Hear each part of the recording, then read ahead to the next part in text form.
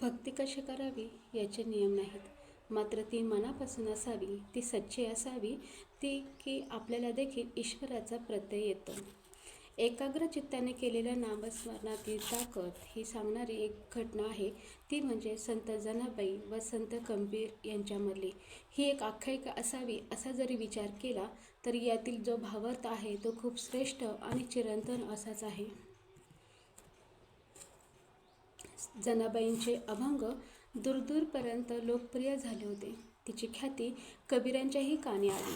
इतके सुंदर अभंग रचण्यातील श्री आहे तरी कोण या उत्सुकतेपोटी संत कबीर यांनी जनाबाईंच्या भेटीसाठी पंढरीस आले. तिथे गेल्यानंतर ती संत नामदेवांच्या घरी कामास आहे हे त्यांना कळले व ती गोपाळपुरास गोवऱ्या थापायला गेली आहे व तिला येण्यास काही कालावधी लागेल हेही त्यांना कळले. दासीचे घरकाम करणारी, गोवऱ्या थापणारी बाई अभंग लिहिते याचे त्यांना फार अप्रूप वाटले आणि ते तिची वाट बघत तिथे थांबण्याऐवजी गोपाळपुरास गेले.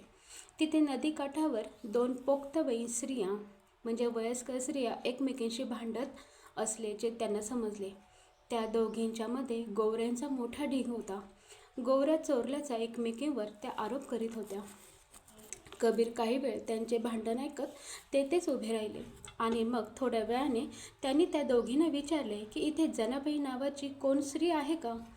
त्यांच्या या प्रश्नाने दोघींपैकी एक स्त्री उसळून बोलली, ही काय, हीच ती जनी चोरटी, माझ्या गोवऱ्या चोरून माझ्याशी भांडण करते आणि वर तोंड करून मला शहाणपण शिकवते. त्या बाईच्या त्या उद्गाराने कबीरांना थोडासा धक्का बसला, कारण त्यांच्या मनात जनाबाई संदर्भामध्ये वेगळेच चित्र उभे राहिले होते. तरीही त्यांचा त्या बाईच्या सांगण्यावर विश्वास बसला नाही. ते तिथेच आशाळभूतपणे त्यांचे भांडण ऐकत उभे राहिले. त्यांनी न राहून दुसरीला विचारले की तूच जनी आहेस का? यावर ती हातातल्या गोवऱ्या खाली टाकत बोलती झाली, होय बाबा, मीच ती जनी. तुला काही त्रास आहे का माझा? तिच्या या उत्तराने आणि तिच्या वर्तणुकीने गोंधळून गेलेले कबीर आपली काहीतरी चूक झाली असा विचार करून तिथून काढता पाय घेण्याच्या मनस्थितीत होते. मात्र जनाबाईच्या होकाराने दुसऱ्या बाईला अजून बळ आले.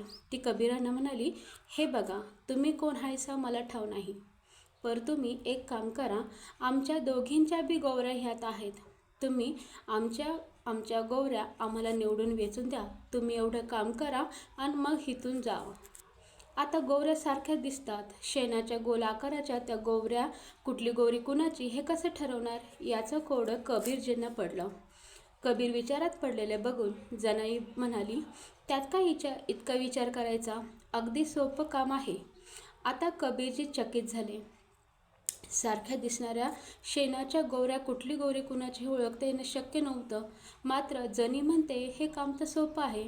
हे कसं काय सोपं असू शकतं किंवा तिच्याकडे या समस्येचं काय उत्तर आहे हे ऐकण्याकरिता कबीरजी थोडे आतुर झाले.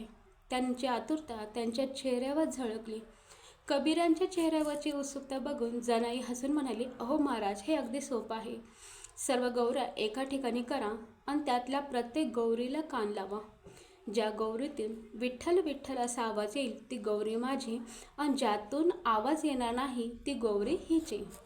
जनाईच्या उत्तराने कबीरजींचा चेहरा एकदम खुलून आला आणि त्या दुसऱ्या बाईचा चेहरा गोरामोरा झाला. कबीरजी पुढे झाले आणि त्या ढिगातील 2 गोवऱ्या त्यांनी उचलल्या. गोवऱ्या उचलून कानी लावल्या आणि काय आश्चर्य, त्या गोवऱ्यातून विठ्ठल विठ्ठल असा आवाज येत होता. आपण इथं येऊन काहीतरी चूक केली नाही. आपण एक महान कवयित्रीला भेटत आहोत जिच्या विचारात देववस्तू आहे हे त्यांच्या लक्षात आले.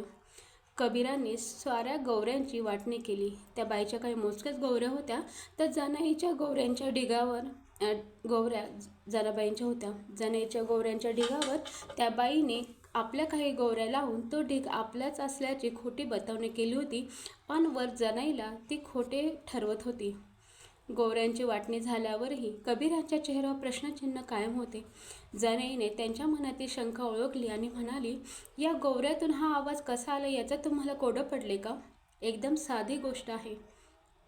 मी ह्या गौऱ्या थापताना विठ्ठलाचे नाव घेते आणि माझ्या ध्यानीमनी पांडुरंग असतो तोच ह्या गौऱ्यात सुद्धा वसतो. कबीर चकित होऊन जनाबाईंचे बोलणे ऐकत राहिले आणि मग त्यांनी स्वतःची ओळख करून दिली. कबीरजींचा परिचय ऐकून जनाबाई त्यांना घरी घेऊन आल्या. म्हणजेच एकाग्र चित्तेने केलेल्या नामस्मरणाची ताकद सांगणारी ही घटना सत्यानं समजता केवळ आख्यायिका असावी असा जरी विचार केला तरी ह्यातील भावार्थ श्रेष्ठ आणि चिरंतन असाच आहे. भक्ती कशी करावी याचे नियम नाहीत, मात्र ती मनापासून असावी, ती सच्ची असावी की आपल्याला देखील ईश्वराचा सर्वत्र प्रत्यय येतो हेच यावरून दिसून येईल. धन्यवाद.